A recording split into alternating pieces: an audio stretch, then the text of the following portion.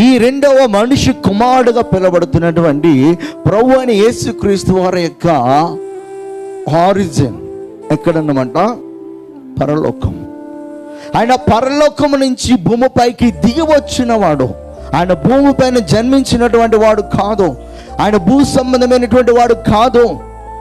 ఆయనకి ఈ లోక సంబంధము ఏమాత్రము కూడా మనం అంటగట్టడానికి వీల్లేదు. ఆయన పరలోక సంబంధి. ఆయన ఆ పరలోక సంబంధమైనటువంటి ఆయన ఈ భూలోకానికి రావడానికి గల కారణం ఏంటంటే, ఈ భూలోకంలో మొదటి మానవుడిగా పిలువబడుతున్నటువంటి, మన్ను నుంచి తీయబడినటువంటి, జీవించు ప్రాణి అయినటువంటి ఆ మానవుడు తప్పిదము చేసి, పాపము చేసి, దేవుని యొక్క కృప నుండి దూరముగా వెళ్ళిపోయినటువంటి ఆ మానవుని తిరిగి తీసుకొని రావడానికి మనుష్య కుమారుడుగా శరీరధారి అయి ఈ లోకానికి ఆయన రావడం జరిగింది.